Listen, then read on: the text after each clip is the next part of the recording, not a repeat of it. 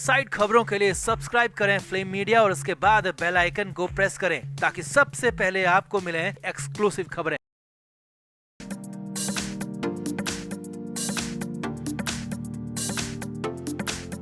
महाराष्ट्र सरकार में मंत्री नवाब मलिक इस वक्त मुंबई की आर्थर रोड जेल में हैं। कोर्ट ने उन्हें 14 दिन की न्यायिक हिरासत में भेजा है। अब नवाब मलिक को लेकर महाराष्ट्र में सरगर्मी बढ़ती हुई नजर आ रही है। मामला उस वक्त और ज्यादा गर्मा गया जब बुधवार को महाराष्ट्र विधानसभा में नवाब मलिक को लेकर हंगामा हो गया।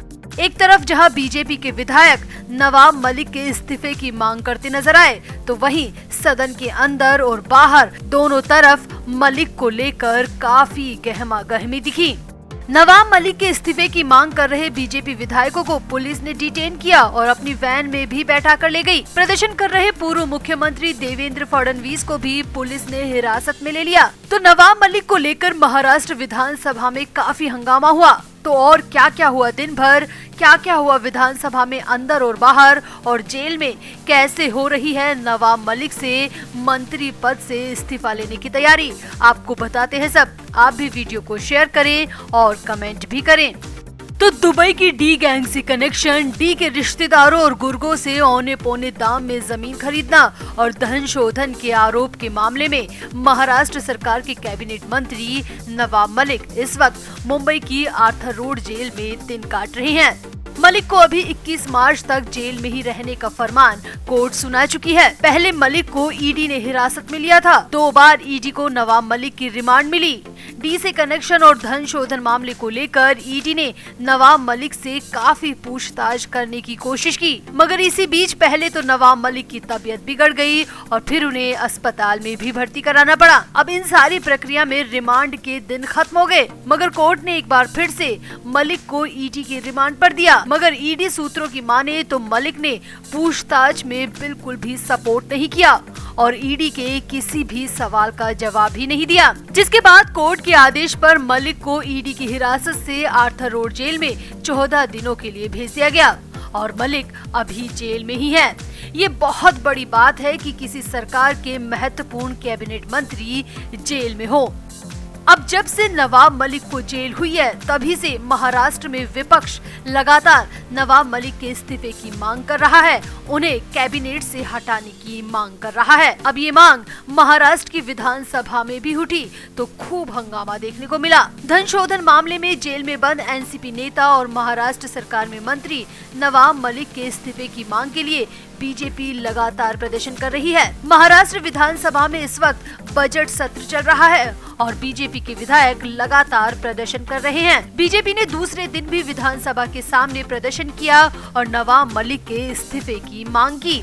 इससे पहले भी बीजेपी के विधायक इस्तीफे की मांग को लेकर विधानसभा के सामने प्रदर्शन कर चुके हैं। जहां एक तरफ बीजेपी इस्तीफे की मांग को लेकर अड़ी है, वहीं पर एमवीए सरकार ये पहले ही साफ कर चुकी है कि वो नवाब मलिक पर इस्तीफे के लिए दबाव नहीं बनाएगी। अब इधर प्रदर्शन के दौरान महाराष्ट्र के पूर्व सीएम देवेंद्र फडणवीस को भी हिरासत में लिया गया। वो एनसीपी के नेता नवाब मलिक के खिलाफ मोर्चा खोल रखे थे। लगातार 2 दिन से नवाब मलिक के खिलाफ प्रदर्शन कर रहे थे। मामला उस वक्त ज्यादा आ गया जब मेट्रो जंक्शन के आगे पुलिस ने बीजेपी नेताओं और विधायकों को जाने ही नहीं दिया और इसके बाद फडणवीस और बाकी नेताओं को पुलिस ने हिरासत में ले लिया। बीजेपी नेताओं के हिरासत में लिए जाने के बाद कार्यकर्ताओं ने जमकर नारेबाजी की। कुछ बीजेपी नेता तो विधानसभा के बाहर बैठ गए और नवाब मलिक की तख्तियां लेकर इस्तीफे की मांग करते नजर आए, यानी कि मामला बेहद गर्म हो गया।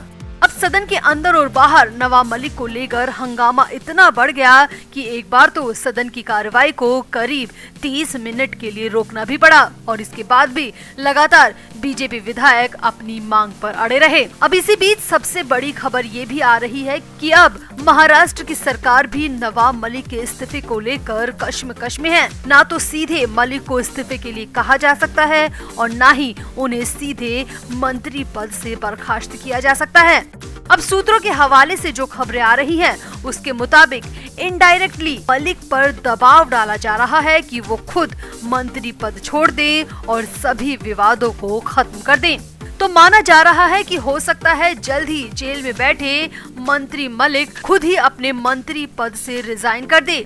अब एक तरफ वैसे तो जेल में रहकर मलिक की हालत यूं ही खराब है और जेल के बाहर उनके खिलाफ इस कदर हंगामा बरप रहा है कि उन पर इस तरह की दबाव डालने की खबरें भी आ रही हैं। जी हां, सूत्रों की माने तो मलिक पर इनडायरेक्टली दबाव डाला जा रहा है कि वो अपना मंत्री पद खुद ही छोड़ दे, खुद ही इस्तीफा दे दे और विपक्ष का मुंह बंद कर दे। तो आपको क्या लगता है, क्या नवाब मलिक को खुद ही मंत्री पद से इस्तीफा दे देना चाहिए या महाराष्ट्र सरकार मलिक को बर्खास्त कर विपक्ष का मुंह बंद कर दे?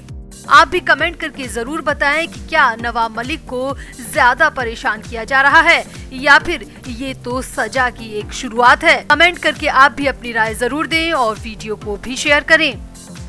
तो नवाब मलिक का मामला वैसे तो पीएमएलए कोर्ट में चल रहा था और वहां से रिमांड भी मिली, वहीं से जुडिशियल कस्टडी यानी कि जेल भी भेजा गया। अब नवाब मलिक अपने इस केस के खिलाफ बॉम्बे हाई कोर्ट पहुंचे थे। हाई कोर्ट ने सुनवाई के बाद इस पर ईडी से जवाब मांगा था। नवाब मलिक और उनके वकीलों को उम्मीद थी कि बॉम्बे हाई कोर्ट से कुछ राहत जरूर मिलेगी, लेकिन यहाँ तो ईडी ने कुछ ऐसा जवाब दाखिल किया कि उल्टा हाई कोर्ट जाकर नवाब मलिक को लेने के देने पड़ गए हैं। अब क्या है ईडी के इस जवाब में, क्या क्या पोल ईडी ने खोल दी, सब कुछ आपको बता दें।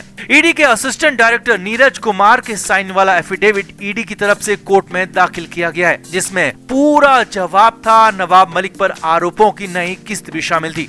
ईडी ने नवाब मलिक के उन आरोपों को खारिज कर दिया जिसमें कहा गया है कि उनकी गिरफ्तारी अवैध है, राजनीतिक रूप से प्रेरित है। ईडी ने कहा कि वो स्वतंत्र और निष्पक्ष जांच एजेंसी और किसी के इन्फ्लुएंस में काम नहीं करती और इसीलिए ये गिरफ्तारी और ये केस पूरी तरह से लीगल है, वैध है, कानून के दायरे में।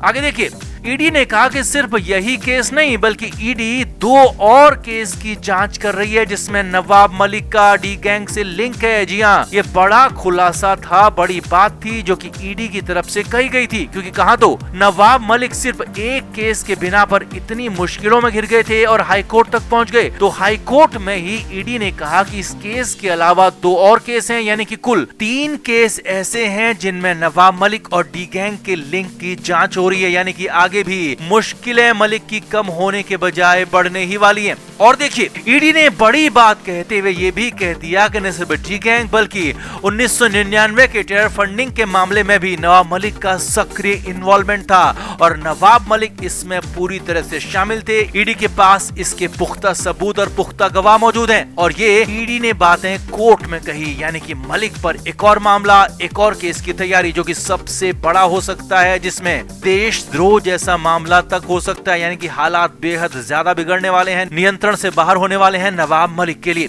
आगे देखिए, ईडी ने कोर्ट में कहा कि नवाब मलिक की तरफ से कहा गया है कि उन्हें जबरदस्ती हिरासत में लिया गया, उन्हें घर से जबरदस्ती उठाया गया, लेकिन ऐसा बिल्कुल भी नहीं है। जी हां, ईडी ने कोर्ट में बताया कि नवाब मलिक खुद अपने बेटे के साथ अपनी ही कार के जरिए ईडी के दफ्तर पहुंचे थे और उस कार को भी नवाब मलिक का ड्राइवर ही चला रहा था, कोई ईडी का आदमी उस कार को नहीं चला रहा था। और नवाब मलिक खुद से अपने होशो हवास में ईडी के दफ्तर पहुंचे थे, यानी कि जबरदस्ती लाने और जबरदस्ती हिरासत में अवैध तरीके से रखने की बात को ईडी ने सिरे से खारिज कर दिया और कोर्ट को बता दिया सब कुछ, पूरा का पूरा मामला।